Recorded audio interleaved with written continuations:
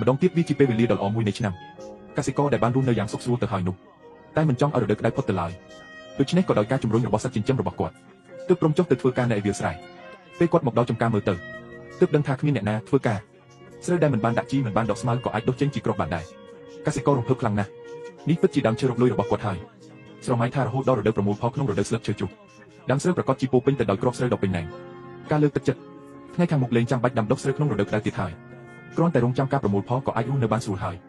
បន្ទាប់ពីនោះកសិករក៏បោះបង់ចោលសត្វចិញ្ចឹមរបស់គាត់ទាំងស្រុងណែនាំពួកវាឲ្យទៅស្រោចទឹកនៅចំការ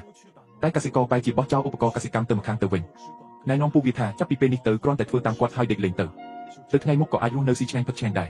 គឺរស់នៅពឹងលើក្តីសង្ឃឹមនេះកសិករខ្ជិលច្រអូសនៅតែស៊ីឆ្អែតដេកភ្ញាក់ឡើងស៊ីទៀតទោះបីដល់រដូវក្តៅខ្លាំងចិត្តផុតទៅហើយក៏ដោយស្មៅព្រៃដុះពេញជុំវិញក៏គ្មានអ្នកណាខ្វល់ដែរ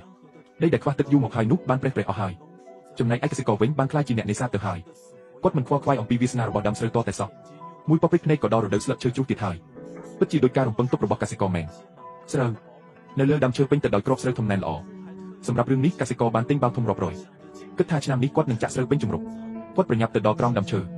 កសិករក៏លើកដំបងវីទៅលើដើមស្រូវស្រូវក៏បានកូរជើងគ្នាទៅជាគំនរតូចមួយយ៉ាងលឿនផលដំណាំឆ្នាំនេះច្រើនជាងឆ្នាំមុនទៅទៀតកសិករដែលរំភើបខ្លាំងស្ទើរតែលេចបាត់ខ្លួនដោយសារស្រូវសត្វចិញ្ចឹមរបស់គាត់ក៏រីករាយជំនួសគាត់ដែរព្រោះឆ្នាំនេះមិនបាច់ធ្វើអ្វីក៏បានចំណេញដែរតែពេលកសិករភ្លក់មួយម៉ាត់គាត់ភ្ញាក់ផ្អើលរកឃើញថាស្រូវទាំងនេះពិបាកញ៉ាំខ្លាំងណាស់មិនត្រឹមតែល្វីងជូរចត់ទេថែមទាំងត្រូវបានដង្កូវស៊ីទៀតគាត់គម្រោងចាំមួយឆ្នាំតែបែរជាត្រូវបានផលដំណាំនេះបោកប្រាស់ទៅវិញគិតដល់ត្រឹមនេះកសិករក៏ទប់កំហឹងមិនបានគាត់ក៏លើកដំបងវីបំបាក់ដើមឈើនោះពាក់កណ្ដាលភ្លាមមិននឹកស្មានថាដើមឈើធំមាំនឹងត្រង់នោះបែរជាបាក់រំធ្លាក់មកសង្កត់គាត់ជាប់ធ្វើឲ្យគាត់កម្ដៅខ្លួនមិនរួចតតែបានអានរឿងនេះទើបយល់ថាបើចង់រស់នៅប្រកបដោយសុភមង្គលនិងសម្បូរសប្បាយត្រូវតែខិតខំប្រឹងប្រែងនិងលះបង់ញើសឈាមរាប់រយដងទើបអាចទទួលបានការស៊ីច្រើនហើយខ្ជិលច្រអូសទីបំផុតក៏នឹងធ្វើបាបខ្លួនឯងដែរចាប់តាំងពីពេលនោះមកកសិករហាក់បីដូចជាខ្លាចជាមនុស្សម្នាក់ផ្សេងគាត់ចុះទៅជួររាស់ដាំដុះជារៀងរាល់ថ្ងៃ